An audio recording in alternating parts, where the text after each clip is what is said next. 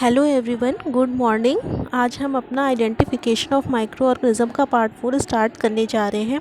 इसके पहले वाले पार्ट्स में हम लोगों ने देख लिया था कि किस तरह से हम लोग बायोकेमिकल टेस्ट के बेसिस पे अगार डिफरेंट टाइप के फॉर्मुलेशन अगार के साथ मिला के या माइक्रोस्कोपिक और स्टेनिंग टेक्निक से किस तरह से आइडेंटिफिकेशन करते हैं माइक्रो ऑर्गेनिज्म का। पार्ट 4 में हम लोग कुछ मॉडर्न टेक्निक्स देखेंगे जिससे हम लोग माइक्रो ऑर्गेनिज्म का आइडेंटिफिकेशन करते हैं। ये थोड़ा रैपिड हो जाता है, जल्दी भी हो जाता है और इसमें थोड़ा इसकी सेंसिटिविटी भी अच्छी होती है और जो रिज़ल्ट मिलते हैं वो भी एक्यूरेट मिलते हैं। ऐसा कभी फॉल्स पॉजिटिव रिजल्ट्स इसमें मिलने की उम्मीद नहीं होती है। तो चलिए स्टार्ट करते हैं किस तरह से identification of micro organism modern techniques का यूज़ करके हम लोग करते हैं। ठीक है, तो पहला देखिए, modern methods for microbial identification में पीसीआर बेस्ड आइडेंटिफिकेशन होता है। अब पीसीआर का मतलब आप सब लोगों को पता होगा, पॉलीमरेज चेन रिएक्शन। इस रिएक्शन में हम लोग क्या करते हैं, एंजाइम लेते हैं एक टैग पॉलीमरेज। पॉलीमरेज क्या करता है, एम्प्लीफिकेशन प्रोसेस करता है। पीसीआर में हम लोग एम्प्लीफिकेशन ही करते हैं। हमारे पास कोई एक स्टार्टिंग मटेरियल होता है, मान लीजिए हमारे पास डीएनए है।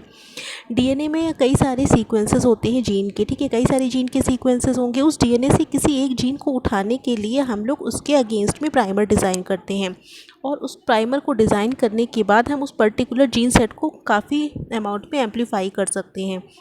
जैसे मान लीजिए, अगर हम आपको बना के बताते हैं, तो मान लीजिए ये पूरा हमारा डीएनए है। इसमें नंबर 1 जीन है, ये नंबर 2 जीन है, ये नंबर 3 जीन है, ये नंबर 4 जीन है।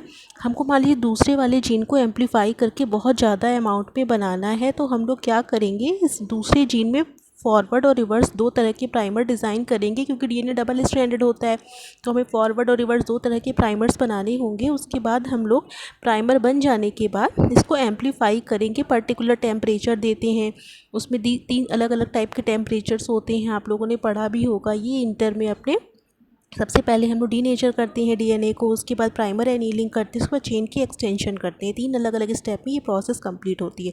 तो इसके लिए जो प्राइमर्स होते हैं वो एक पर्टिकुलर जीन सीक्वेंस को ही एम्प्लीफाई करते हैं। पूरे डीएनए से मतलब नहीं होता, डीएनए तो बहुत लंबा होगा, इससे भी ज़्यादा लंबा होगा, उसमें कम से कम सैकड़ों या हज़ारों जीन्स होंगे। हम किसी जीन ऑफ इंटरेस्ट को ही एम्प्लीफाई करते हैं। अब जैसे मान लीजिए कि हमारे पास सैंपल है अलग अलग, ठीक है, हमें पता करना है कि वो बैक्टीरियल सैंपल है कि ह्यूमन सैंपल है कि किस चीज़ का सैंपल है।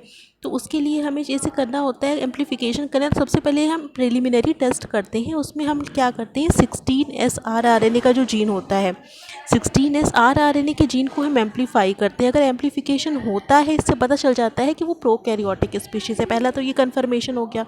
उसके बाद हमारे पास अलग अलग बैक्टीरिया के स्पेसिफिक प्राइमर्स होते हैं, उनके जीन के स्पेसिफिक प्राइमर होते हैं। पहले जब ये कन्फर्म हो जाता है कि ये बैक्टीरिया का ही डीएनए है, तो हम उसके बाद स्पीशीज़ स्पेसिफिक अलग अलग स्पीशीज़ या अलग अलग जीनस स्पेसिफिक प्राइमर से पीसीआर लगा के कंफर्म करते हैं कि ये कौन सा बैक्टीरिया हो सकता है। इसी तरह से हम फंगल स्पीशीज़ के लिए भी करते हैं। फंगल स्पीशीज़ के लिए जो प्रिलिमिनरी टेस्ट करेंगे उसमें हम क्या करेंगे, 18S rRNA का जीन पहले एम्प्लीफाई करके चेक करेंगे कि यूकैरियोटिक है कि प्रोकैरियोटिक स्पीशीज़ है। ठीक है, तो सबसे पहले हम प्रिलिमिनरी आइडेंटिफिकेशन करते हैं। उसके बाद हम डिफरेंट सेट्स ऑफ प्राइमर से रिएक्शन लगाते हैं कंफर्म करने के लिए कि कौन सी स्पीशीज़ बैक्टीरियल या कौन सी स्पीशीज़ यीस्ट या कौन सी वायरल स्पीशीज़ भी है तो कौन सी है। ठीक है, तो इस तरह से हम कंफर्म कर लेते हैं।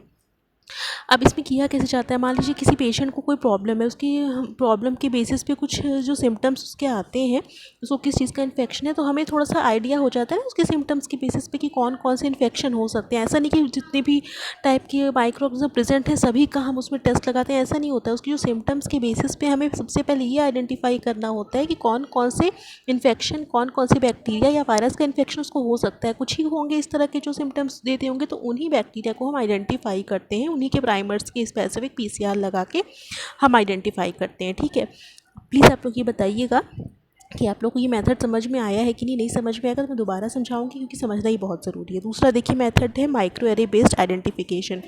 इसमें क्या होता है, ये भी मॉडर्न टेक्निक है, पीसीआर से भी ज़्यादा फास्ट है माइक्रो एरे बेस्ड आइडेंटिफिकेशन। इसमें क्या होता है, हमारे पास ऑलिगोन्यूक्लियोटाइड चिप्स होती हैं। चिप्स का मतलब क्या होता है, जैसे आपके फ़ोन में चिप्स लगी रहती है ना, ग्रीन ग्रीन कलर की, आपने देखा होगा। उसमें क्या होता है कि जैसे मान लीजिए जैसे मान लीजिए कि हमारे पास अलग अलग बैक्टीरियल स्पेसिफिक इस तरह से चिप्स हैं, या एक सिंगल हमारे पास कोई बड़ी सी चिप्स है, उसमें अलग अलग मान लीजिए क्राइटेरिया बटे हुए हैं। ये किसी एक पर्टिकुलर बैक्टीरिया के स्पेसिफिक चिप है, ये वाला किसी और बैक्टीरिया के स्पेसिफिक चिप है, ये तीसरा, ये चौथा, ये पाँचवें, छठे, ऐसे हमारे पास बहुत सारे होते हैं। तो मान लीजिए कि हम इसमें क्या होता है कि जो बैक्टीरिया का डीएनए या बैक्टीरिया के जीन होते हैं, इसमें पहले से ही उसके सिंगल स्ट्रैंडेड फॉर्म में जो हमारे पास ऑलिगोन्यूक्लियोटाइड प्रोब्स होते हैं, ठीक है, इसमें लगे होते हैं। क्या लगे होते हैं? ऑलिगोन्यूक्लियोटाइड प्रोब्स लगे होते हैं उस बैक्टीरिया के स्पेसिफिक, जो उस बैक्टीरिया के स्पेसिफिक जीन्स होते हैं, उसी के ऑलिगोन्यूक्लियोटाइड प्रोब्स यहाँ लगे होते हैं। अब हमारे पास डीएनए सैंपल है, हमें नहीं पता है वो किस बैक्टीरिया का है। हम उस डीएनए सैंपल को क्या करेंगे, सबसे पहले कट कर लेंगे पार्ट्स में, छोटे छोटे पीसेस कर लेंगे। उसके बाद हम उसको डीनेचर करके सिंगल स्ट्रैंडेड बनाएंगे। उसके बाद हम क्या करेंगे, उसको उसमें कुछ लेबलिंग करेंगे, ठीक है। ये फ्लोरेसेंट प्रोब्स भी हो सकते हैं, ठीक है। फ्लोरेसेंट प्रोब्स मतलब फ्लोरोपोर में लगा होगा।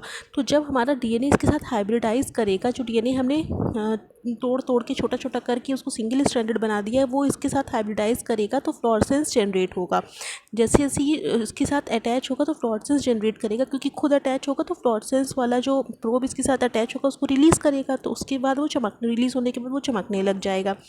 तो इस तरह से मान लीजिए कि यहाँ पे कोई हाइब्रिडाइजेशन नहीं हो, तो कोई चमक पैदा नहीं हुई, कोई फ्लोरेसेंस जनरेट नहीं हो, तो हम समझ जाएंगे इस बैक्टीरिया का इन्फेक्शन नहीं है। मान लीजिए ये वाला जो कॉलम है, जब इसमें हमने अप्लाई किया तो उसमें हमारा फ्लोरेसेंस जनरेट होने लग गया, तो हम समझ जाएंगे यहाँ जाके हमारा डीएनए जो शेयरिंग वाला था वो जाके हाइब्रिडाइज हो गया है। तो ये वाला पार्ट जो है वो जिस बैक्टीरिया के स्पेसिफिक होगा, हम समझ जाएंगे उसी बैक्टीरिया का इन्फेक्शन है, या उसी बैक्टीरिया का वो कल्चर है जहाँ से हम सैंपल लेकर के आए हुए हैं, ठीक है। तो इस तरह से माइक्रोएरे बेस्ड आइडेंटिफिकेशन में हमारे पास पहले से ही ऑलिगोन्यूक्लियोटाइड स्पेसिफिक चिप्स होती हैं, जिसमें हमारे प्रोब्स लगे रहते हैं। ऑलिगोन्यूक्लियोटाइड प्रोब्स किसी भी बैक्टीरिया या वायरस या किसी भी स्पीशीज़ के स्पेसिफिक हमारे पास ऑलरेडी अवेलेबल रहते हैं सिंगल स्ट्रैंडेड फॉर्म में। उसमें हम अपने जो भी कल्चर होते हैं बैक्टीरिया का, उसको अटैच करके चेक करते हैं कि किस बैक्टीरिया का इन्फेक्शन हुआ है। आई थिंक आप लोगों को थोड़ा बहुत आइडिया आप लोगों को हो गया होगा। नेक्स्ट देखिए क्या है, इम्यूनोलॉजिकल जो मैं आप लोगों को और भी अभी डिटेल में पढ़ाऊंगी जब मैं इम्यूनोलॉजी पढ़ाऊंगी, लेकिन यहाँ पे ये समझ लीजिए कि इम्यूनोलॉजिकल में हम एंटीबॉडीज़ के बेसिस पे डिटेक्शन करते हैं। एंटीबॉडीज़ के बेसिस पे कई सारे टेस्ट होते हैं, जैसे एलाइजा हुआ, रिया हो गई, सब सारी टेक्निक्स हम पढ़ेंगे, इसलिए भी आप लोग को परेशान होने की ज़रूरत नहीं। बस इतना समझ लीजिए कि इम्यूनोलॉजिकल टेस्ट में हम एंटीबॉडीज़ की हेल्प से हम किसी भी बैक्टीरिया का आइडेंटिफिकेशन करते हैं। एंटीबॉडीज़ करती क्या है, हमारे बैक्टीरिया जो होते हैं उनके सरफेस पे कई सारी प्रोटीन्स होती हैं, ठीक है। उस प्रोटीन्स की अगेंस्ट में हमारे पास कई सारी एंटीबॉडीज़ पहले से ही साइंटिस्ट ने सिंथेसाइज करके रखी हुई हैं। कई सारे जितने भी बैक्टीरिया अभी तक खोजे गए हैं, उनके सरफेस पे जो भी प्रोटीन्स पाई जाती हैं उनको आइडेंटिफाई करके उनके अगेंस्ट में एंटीबॉडीज़ डेवलप की जा चुकी हैं। वो किट हमारे मार्केट में मिलती है, अलग अलग बैक्टीरिया या वायरस के स्पेसिफिक किट अवेलेबल है, तो हम उसी से चेक कर लेते हैं। उसको बाइंड करा के अगर बाइंड हो जाता है मतलब वही वाले बैक्टीरिया का या वायरस का इन्फेक्शन है, नहीं बाइंड होता है तो किसी और से हम चेक करते हैं। तो इस तरह से इम्यूनोलॉजिकल मेथड पे हम एंटीबॉडीज़ के बेसिस पे डिटेक्शन करते हैं, ठीक है। उसके बाद देखिए fatty acid profiling. Fatty acid profiling और जो फिर दिया हुआ है मेटाबॉलिक प्रोफाइलिंग, उसमें क्या होता है, फैटी एसिड देखिए, फैटी एसिड कंपोजिशन अलग अलग बैक्टीरिया के जो सेल्फ सरफेस पे होते हैं उनका कंपोजिशन में थोड़ा बहुत कहीं ना कहीं चेंजेस होता है। तो उस फैटी एसिड की प्रोफाइलिंग हम कर लेते हैं मास स्पेक्ट्रोमेट्री या गैस क्रोमेटोग्राफी की हेल्प से, ठीक है। ये दोनों टेक्निक्स आप लोग टेक्निक्स में पढ़ेंगे, gas chromatography and mass spectroscopy की बेसिस पे हम फैटी एसिड प्रोफाइलिंग करके जो बैक्टीरिया की जो मेम्ब्रेन में होती हैं उससे भी हम उसको आइडेंटिफाई कर सकते हैं, क्योंकि हर एक बैक्टीरिया का जो अलग अलग स्पीशीज़ की फैटी एसिड प्रोफाइलिंग में कहीं ना कहीं डिफरेंस होता ही होता है।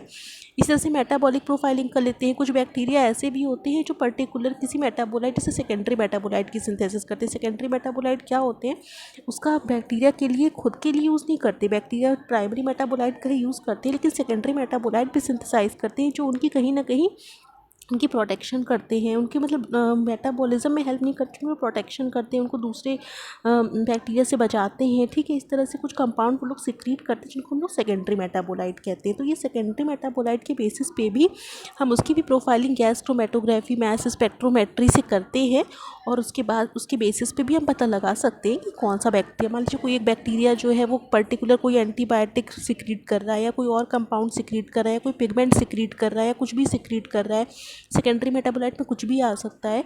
तो ये सारी सेकेंडरी मेटाबोलाइट की जब हम एनालिसिस करेंगे उस बैक्टीरिया के सेल एक्सट्रैक्ट से, तो भी हम आइडेंटिफाई कर सकते हैं कि ये वाला मिल रहा है उसमें एंटीबायोटिक। अच्छा, तो ये स्ट्रेप्टोमाइसिन मिल रहा है, तो ये कहीं स्ट्रेप्टोकोकस वाली स्पीशीज़ से ही कहीं ना कहीं मिल रहा होगा। तो इस तरह से हम मेटाबोलिक प्रोफाइल्स के बेसिस पे भी डिटेक्शन करते हैं, आइडेंटिफिकेशन करते हैं माइक्रोब्स का। तो metabolic profiling, fatty acid profiling logically बहुत ज़्यादा टफ नहीं है। माइक्रो एरे और पीसीआर समझना आपके लिए बहुत ज़रूरी है।